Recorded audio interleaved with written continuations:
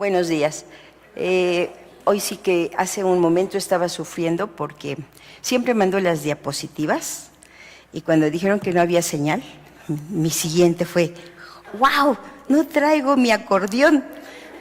Y como siempre mando un documento para que ustedes lo tengan, pero como hoy es todavía así como que estamos nada más retomando los temas, entonces tampoco hice documento, de verdad entré en pánico porque decir, ¿y ahora qué les voy a decir? Porque todo está en las diapositivas, que es la que me organiza lo que tengo que decir.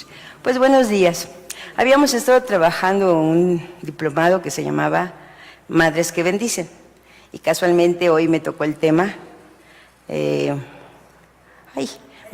la bendición de ser madre. Si se fijan, aunque tienen las mismas palabras, el concepto va a ser diferente, porque una es la acción de ser madre conjuntamente con las actitudes, emociones, sentimientos, compromisos de yo como madre que despliego para con mis hijos. Ahora vamos a hacer un análisis más atrás de cuando el Señor nos bendice a nosotros mujeres para podernos proyectar como madres. Y me gustó mucho el tema, sobre todo el manejo y el giro que le da Sharon. Por lo tanto, iniciamos. La siguiente, por favor, Brenda. Primero tendríamos que conceptualizar qué significa ser madre.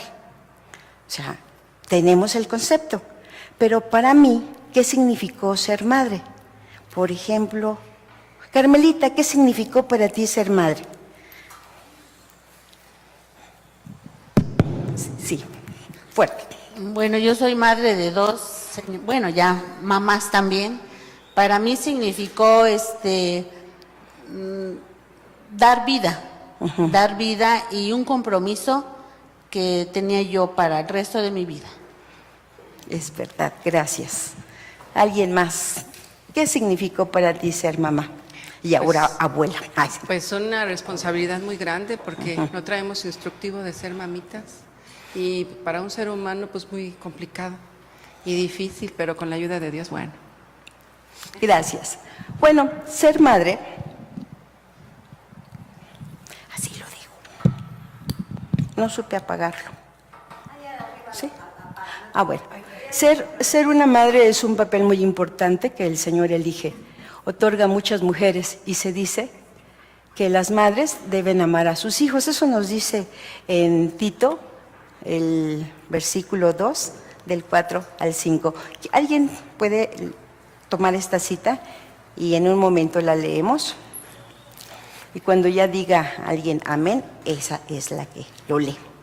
Las siguientes son que los hijos son un regalo del Señor, en Salmo 127, del 3 al 5. La idea es cuidar de ellos, alimentarlos, abrazarlos con amor y cubrir sus necesidades. Eso es lo que bíblicamente nos están diciendo de lo que corresponde la labor como madre. Ya soy madre y ahora me acciono como tal. ¿Ya tienen a Tito? ¿Y ya tienen a Salmos? Por favor. Sí.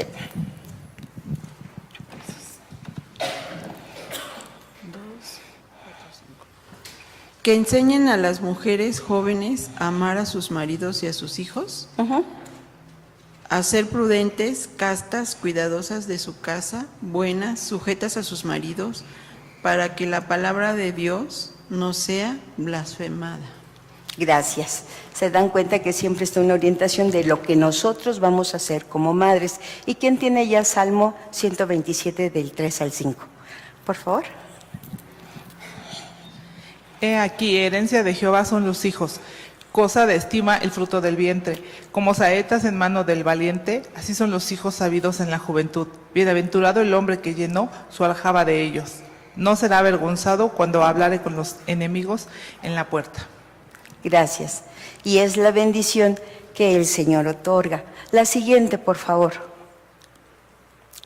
En el Salmo 127, he aquí heredad del Señor son los hijos, cosa de estima el fruto del vientre. Nos dice el que es una bendición el que tengamos hijos. Y le digo que como Sharon le va a dar un viraje a esto, que es el que me encantó.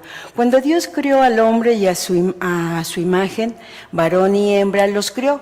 Dios dio a ambos sexos sin distinción la bendición, la orden de fructificar y de multiplicarse.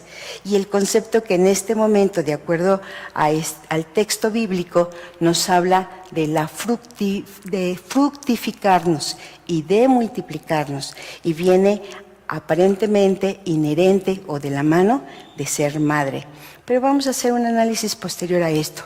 Siguiente. La madre, desde una perspectiva cultural, constituye un elemento en la crianza de los individuos. El desarrollo fisiológico en el ser humano se complementa con la crianza familiar y lo que establece de manera importante la prolongación del vínculo de apego que las madres tienen sobre sus hijos. O sea, a diferencia de otros animales que también son madres, un perrito, su independencia se logra al segundo mes. Un gato más o menos está entre mes y medio para poderlos ya donar o vender, porque ya tienen esa independencia, diferente al vínculo que desarrollamos las madres humanas. Nosotros necesitamos de mucho más tiempo para poder crear a un individuo que tenga capacidad de poder enfrentarse a la vida. Y esa larga duración del desarrollo que va teniendo nuestros hijos nos va creando lazos muy fuertes, sólidos, porque la pertenencia y la persistencia es constante mientras estamos formando a nuestros hijos. La siguiente. La mayoría de las mujeres sueñan en ser madres, ¿cierto? Decía Sharon. Cuando yo era niña, siempre estaba acunando mi muñeco. La vestía, le daba de comer, le cambiaba los pañales. Y su mayor añoranza de ella era tener hijos, casarse, tener una familia y muchos hijos. Porque para ella esa era la parte primordial. Pero ¿qué pasa cuando no es eso? ¿Qué pasa cuando no se puede tener hijos? ¿Qué es lo que pasa cuando no podemos controlar los hijos que tenemos? O queríamos uno y tenemos 10. O perder un hijo en un aborto. O la muerte al nacer o de manera inesperada. Generalmente hemos estado hablando de la mamá y los cuidados que debe de tener la mamá con los hijos. Por eso les decía, es un viraje a esto. ¿Qué pasa cuando nosotros teníamos que ser madres y esa oportunidad no la tuvimos?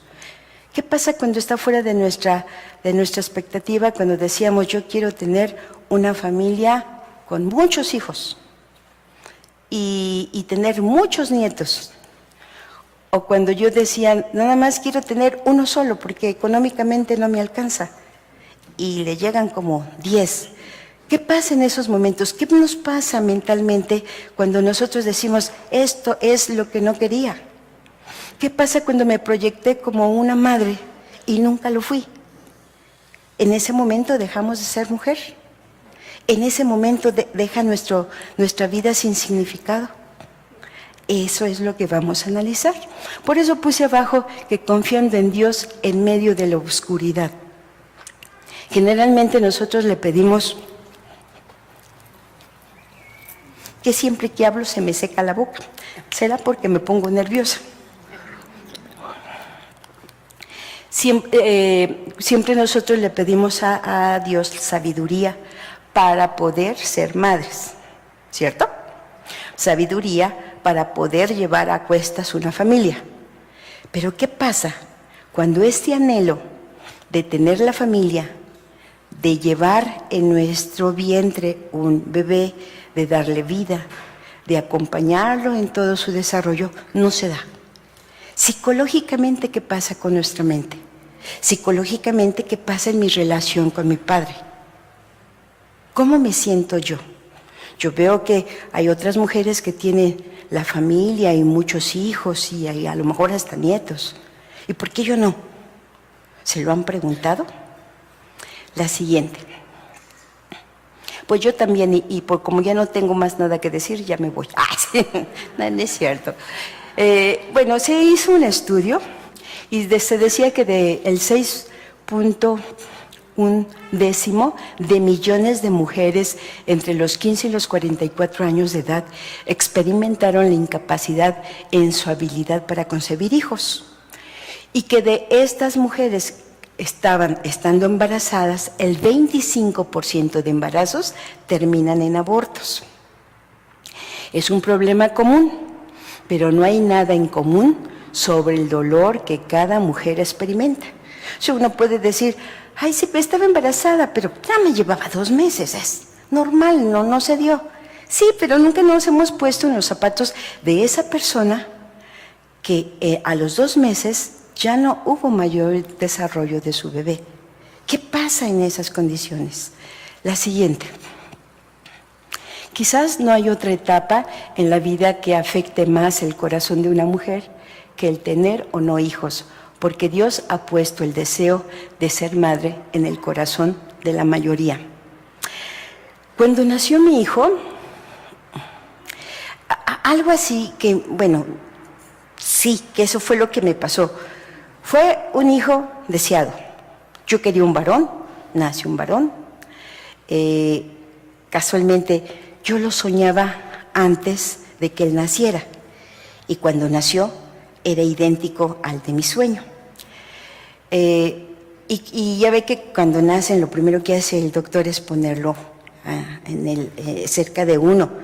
Y obviamente uno está sin ropa y el bebé todo mojado y lleno de sangre. En ese momento lo vi y lo primero que dije, está bien chiquito, porque yo los que había visto en la televisión eran así de grandes, gorditos y cachetoncitos, y el mío era delgadito y chiquito y encogido. Y mi primer pensamiento fue, me volteó al doctor y a la enfermera, ¿mi hijo está bien? ¿Mi hijo está bien? Sí, es que está muy pequeño, es normal. Pero no compaginaba con lo que yo me había creado en mi mente en ese momento, porque el que yo soñé ya tenía como 3 meses, ¿saben? Y entonces ya pasó toda esa labor de parto, me lo ponen, tengo que amamantarlo, y el primer momento, muchas mujeres dicen, cuando yo tengo a mi hijo en mis brazos, en ese momento yo sentí la mayor felicidad del mundo. No, yo sentí el peor de mis sustos, porque mi pregunta fue, ¿podré? ¿Tengo la capacidad? ¿De verdad tengo las herramientas para sacarlo adelante? Entré en pánico y yo lo amamantaba y lloraba porque decía, no voy a poder. O sea, fue una sensación muy rara, porque la mayor parte de las mujeres dicen, ¡ay, fue lo máximo tenerlo! No, yo entré en pánico. Cuando alguien experimenta la infertilidad o pérdida de un hijo por un aborto natural, el nacimiento de un hijo con alteraciones congénitas o la muerte de un hijo, se hacen muchas preguntas en su mente. ¿Qué pasa cuando nace mi hijo, pero nace con un síndrome? ¿Qué pasa cuando nace mi hijo, pero tiene una alteración que va a necesitar de un hospital continuamente?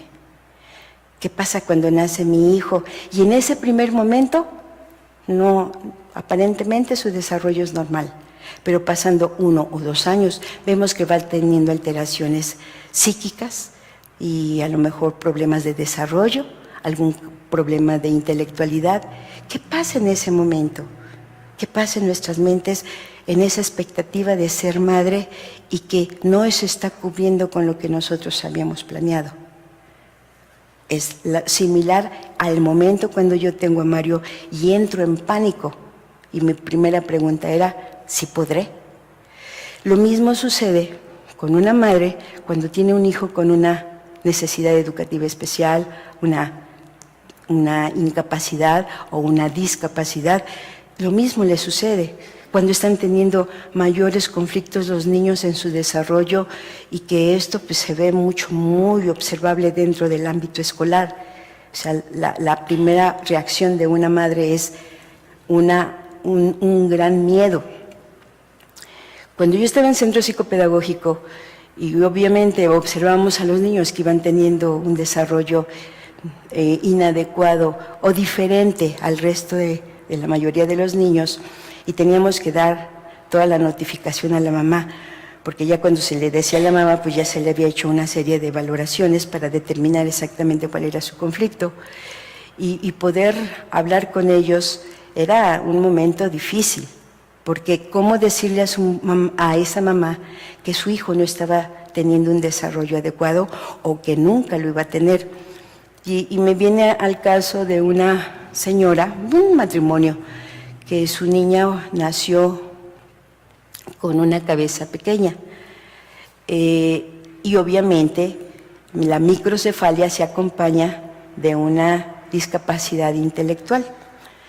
Entonces, cuando le estamos diciendo cuál es la situación de su niña, por qué no está respondiendo como el resto de los niños, ella dijo, sí, eso yo ya lo sabía, me lo dijo el doctor, pero no tengo mayor problema, porque como me dijo que su cabeza era pequeña, cuando ella creciera un poco se le iba a abrir todo el huesito para que entonces ya el cerebro creciera a su normalidad.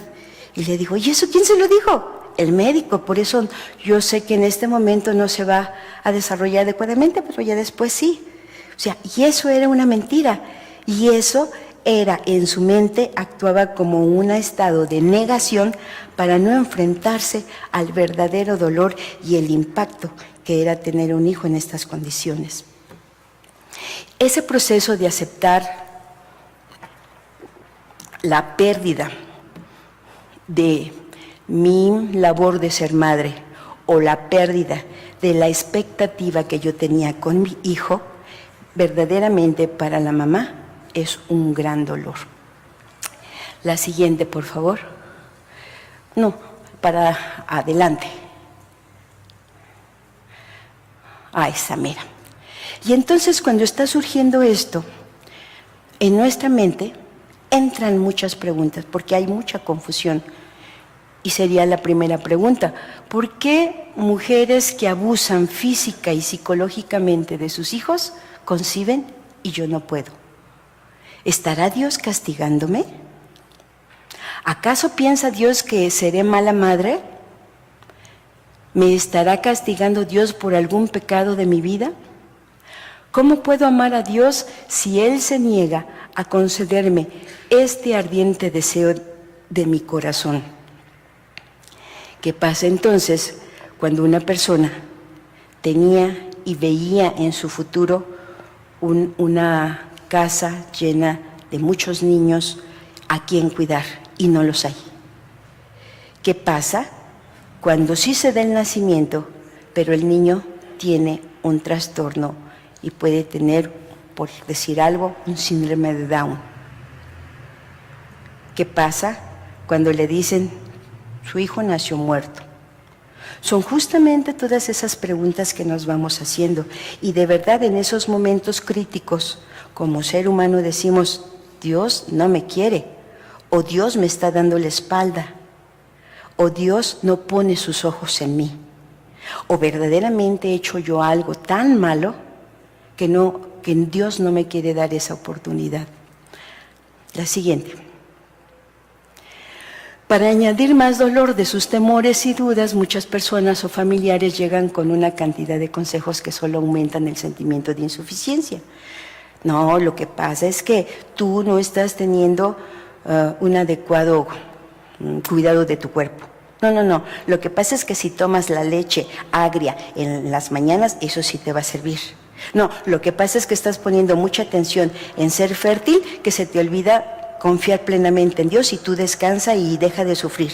O sea, a veces los consejos que buenamente queremos dar a un dolor, a una persona con un corazón adolorido, les llenamos más de angustia, de desesperación, porque nuestros consejos no son a veces del todo sabios y prudentes. La siguiente. ¿Qué nos dice Lucas 1, del 5 al 7? ¿Quién me lo busca?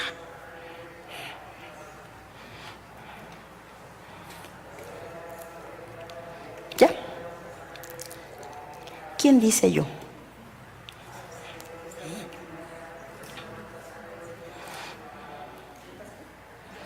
¿Ya? Ujú.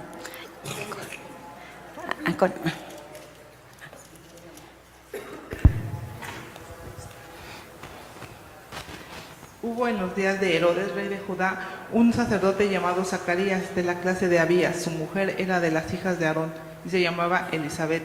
Ambos eran justos delante de Dios y andaban irreprensibles en todos los mandamientos y ordenanzas del Señor. Pero no tenían hijo, porque Elizabeth era estéril, y ambos eran ya de edad avanzada. ¿Se dan cuenta? Sí, obedecían a Dios, conocían de Dios, eran fieles a su mandamiento y no tenían hijos. Ellos eran rectos e intachables delante de Dios y sin embargo no tenían hijos. Ellos no estaban siendo castigados, sino Dios tenía un plan, le faltó una U, un plan específico para sus vidas. Esa es la parte más complicada. El que nosotros rompamos nuestra expectativa de lo que nos criamos acá y vivir una realidad completamente diferente a nuestra expectativa es justamente lo que nos lleva a estados de angustia, de ansiedad, de tristeza, de amargura. Porque nosotros queremos que las cosas se vivan como nosotros lo hemos ideado desde acá. Y cuando no se da, entramos en una gran angustia. Y eso nos lleva a que nuestra fe no la pongamos en Cristo. Nos lleva a que verdaderamente no tengamos confianza en Él, porque Él no cumple los deseos de nuestro corazón, y si no cumple los deseos de nuestro corazón es que no nos quiere. Hacemos esa lógica. Y en este caso, cuando nos damos cuenta que verdaderamente Dios está en cada momento de nuestra vida y que Él verdaderamente tiene un plan para cada uno de nosotros, entonces es cuando entregamos todo a nuestro Señor y decimos, va, ahí está mi vida, Señor, y organiza tú todo como tú quieras. Yo hago lo que es tu voluntad. Y a veces Dios nos llama a no tener hijos, Él tiene un plan diferente, pero maravilloso para nosotros, que esa es la parte más complicada, entenderlo, pero más que entenderlo es aceptarlo. Realmente yo quiero toda mi vida salirme con la mía. Y si tengo una personalidad controladora, que solamente yo funjo que las cosas tienen que ser como yo las organizo, como yo las diseño, como yo lo pienso, como yo lo determino, vivir este tipo de condiciones es impactante, porque con eso no estoy teniendo ni la mínima posibilidad de control. Y ante esas condiciones solamente decimos, Dios tiene un plan, lo decimos, pero hay que vivirlo, hay que aceptarlo. Y esa es la parte complicada. Cuando salgo del hospital después del nacimiento de mi hijo, pues obviamente va el ginecólogo y se despide de mí y me dice, ¿para cuándo el otro? Sí, a mí me dolió un chorro.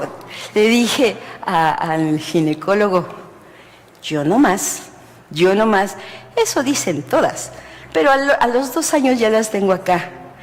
El problema fue que cuando yo iba a dar a luz, mi mamá me dice, ¿qué quieres? ¿Un parto rápido o te lo dejamos como es normal? Dije, ay no, un rápido.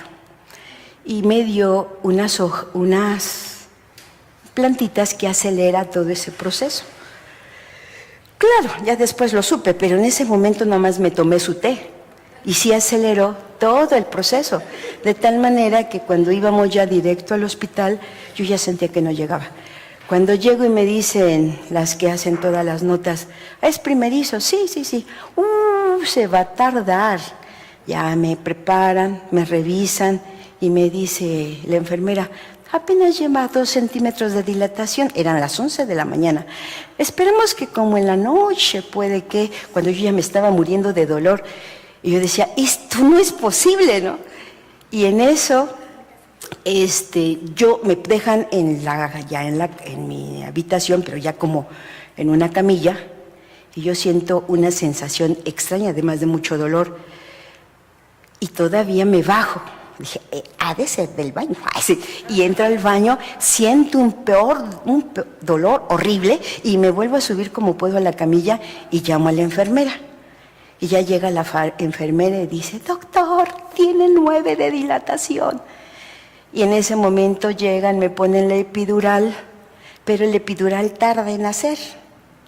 Pues entonces mi hijo nació sin la respuesta de la anestesia.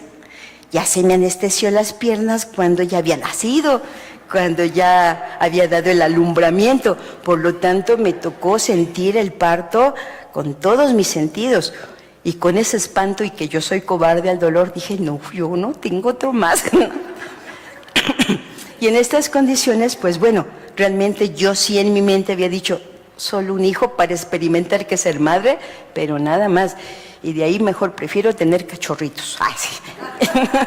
Esos son más bonitos. Siguiente. Muchas veces la esterilidad, como con todos los sueños aparentemente irrealizados, pueden oscurecer nuestra vida al punto que no podemos ver cuáles son los verdaderos sueños de Dios para con nosotros. Y esto dentro de la psicología lo marca como un concepto guía. ¿Qué significa el concepto guía? Yo ya tengo una expectativa en mi mente. Yo ya me creé un sueño.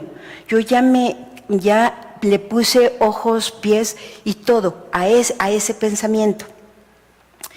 Y lo vuelvo un pensamiento de constancia, que vuelve a hacerse como un pensamiento obsesivo. Imagínense entonces una mamá que quiere embarazarse. Todos los días, desde mañana, tarde y noche, lo único que piensa es embarazo, embarazo, embarazo, mi hijo, mi parto, mi hospital, todo está con base a la necesidad que ella ya creó desde aquí.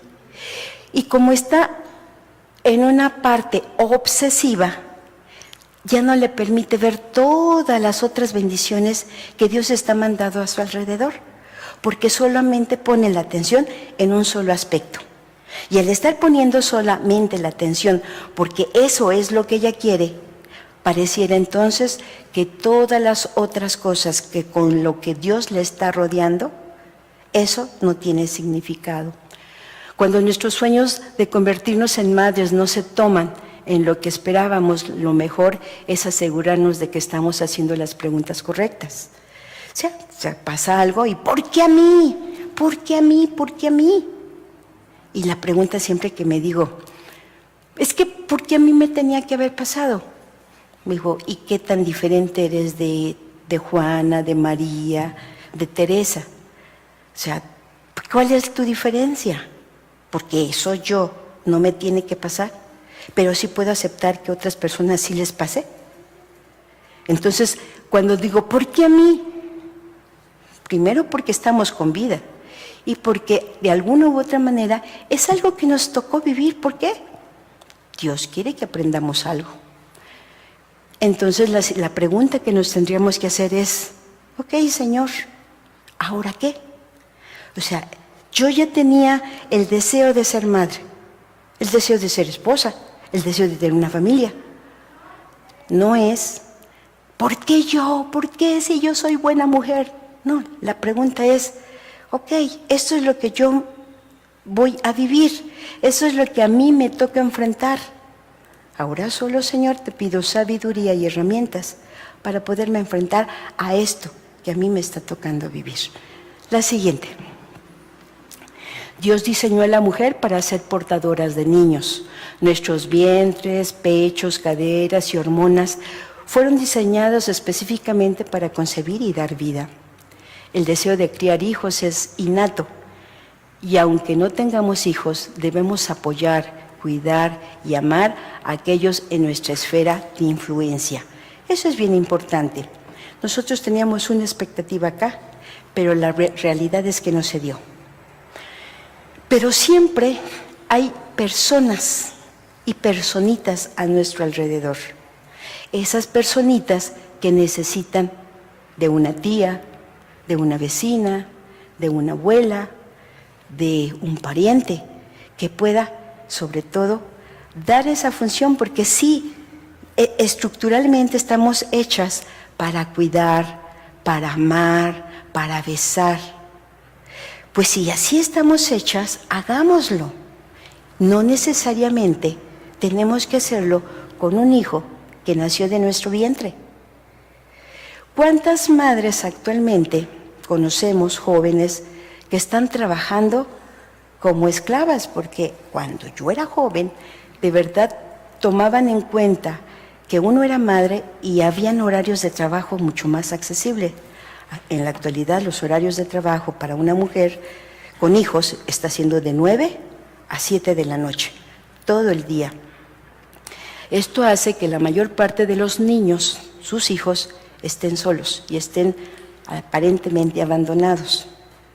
¿Por qué si tenemos tanto amor que dar, no vamos con esa vecina, no vamos con esa sobrina, no vamos con ese alguien que nos está necesitando? ¿Cuántas veces no vemos que hay jóvenes en etapa adolescente que están viviendo en la soledad total porque su mamá trabaja, justamente cuando necesitan de una imagen de autoridad en su vida?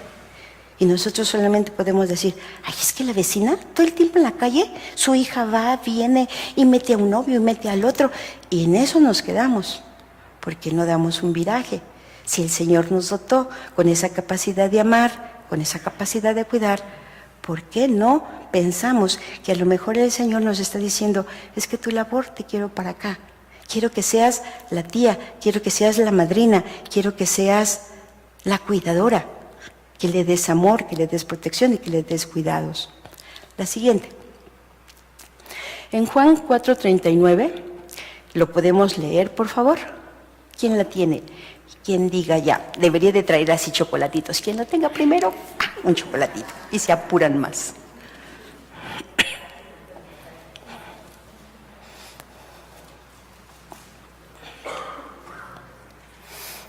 ¿Ya? Eva.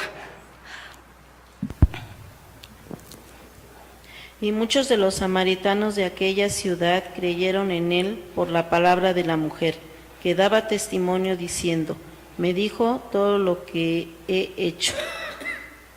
Sí, se acordarán de la samaritana, que también hicimos todo un estudio en donde ella pues realmente queda impresionada por lo que le contesta Jesús y llega a su pueblo y les dice que verdaderamente Él es el Mesías. Él supo quién era, qué hacía y me llenó de agua viva. Y fíjense el otro viraje que le da Sharo, justamente. Cuando decimos la palabra que nos multipliquemos y que seamos mujeres fructíferas, siempre lo vemos con el emblema de tener hijos y que nazcan de nuestro vientre. Pero en esta condición lo que hizo la mujer samaritana fue llevar palabra de aliento, fue llevar a través de Jesús agua viva para todos sus vecinos y sus pobladores. Se dan cuenta que a veces cuando nosotros como mujer nos tenemos que fructiferar, no es exclusivamente teniendo una docena de hijos, sino es incluso extendiendo el Evangelio de nuestro Señor. ¿Y cómo lo podemos hacer? Simplemente estando claras, saber que esa es la voluntad del Señor y que eso quiere para nuestra vida, porque de eso sí nos dotó de muchas herramientas, pues hagámoslo.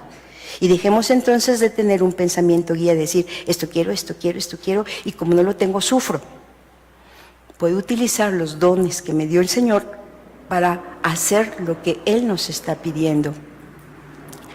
Podemos derramar nuestro amor en otro humano. Dios ha creado a las mujeres como con un deseo innato de cuidar, pero esto es mucho más profundo que el de tener hijos. Esa es la parte importante de nuestra vida. La siguiente. En Juan 15:5 dice, yo soy la vid y vosotros en los pámpanos, el que permanece en mí y yo en él. Este lleva mucho fruto, porque separado de mí, nada podéis hacer. Entonces podrá haber en nuestra vida muchos vacíos, podrá haber en nuestra cabeza muchos conceptos guías, podremos tener muchas expectativas, pero la mejor forma es siempre estar ligada al Señor, porque separados de Él nada podemos hacer, ni ser buenas madres, ni aceptar lo que nos haya puesto el Señor en nuestro camino. Simplemente vivimos en el sufrimiento continuo y ponemos los ojos en todo aquello que no tenemos y que Dios aparentemente no nos dio. Y se nos olvida lo que verdaderamente Él quiere para nosotros. Cuando nuestro sueño de maternidad es destrozado, tenemos que dejar morir y permitirle a Dios traer lo que Él quiere.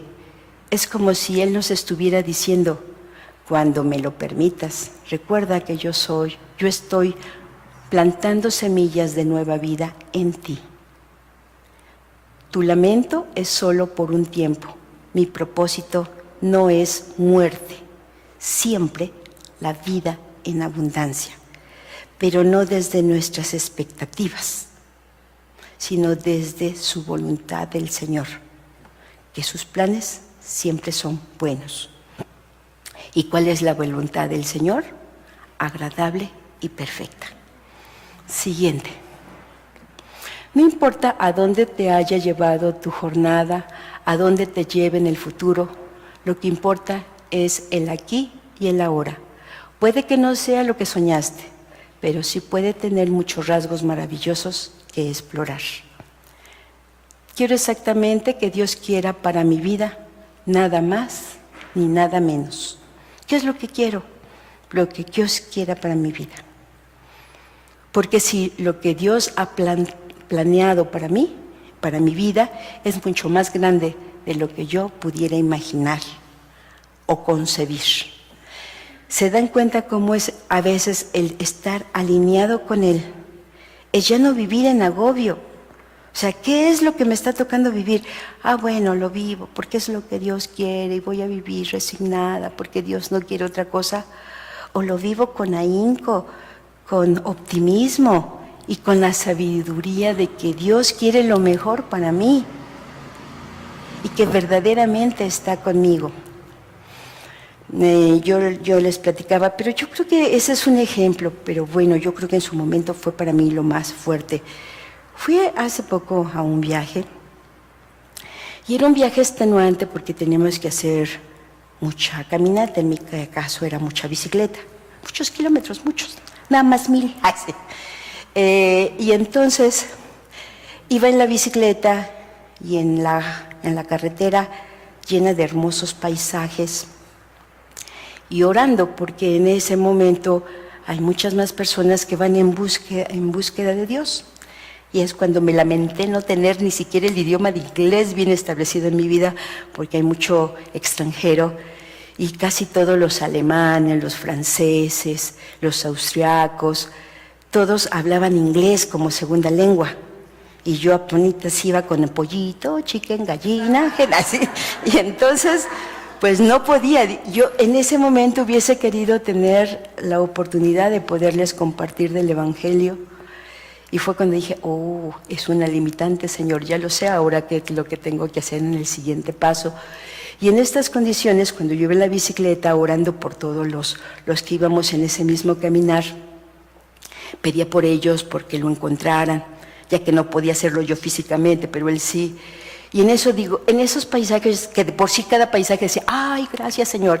Y yo veía, ay, gracias, Señor. Y en ese momento decía, Señor, ¿verdaderamente me escuchas? ¿Verdaderamente estás en cada una de mis oraciones? ¿Será posible que cada pensamiento que yo elabore llegue a ti? Así en esas decisiones iba en la bicicleta y obviamente como era primavera, pues pasaban una mariposa por acá, otra mariposa por allá, pero una mariposa se fue volando justamente en mi costado y yo más pedaleaba y la mariposa más y más volaba, y iba a un costado.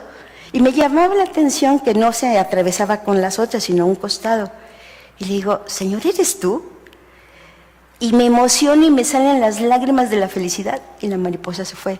Dirán que fue casualidad, pero para mí fue decir, verdaderamente, Señor, estás en cada momento de nuestra vida, en cada suspiro, en cada dolor, en cada angustia. Estás tú, Señor, y de verdad, ay, me puse a llorar de la emoción, decir, gracias, gracias, Señor, porque sé lo que Dios ha planeado para mí, para mi vida es mucho más grande de lo que yo pudiera imaginarlo o concebirlo.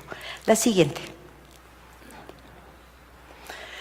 Hay madres que sin ser biológicas cuidan con amor y esmero a los hijos de otras hembras, que los abandonan por fallas de un instinto materno o que murió, o que no pueden hacerse cargo de su cuidado por múltiples motivos. A estas madres se les llama madres adoptivas, lo que no solo se da entre los humanos, sino en muchas especies animales y aún entre los seres de distintas especies. O sea, ¿cuántas veces conocemos una perrita que está amamantando a unos gatitos? O sea, ese cuidado es innato.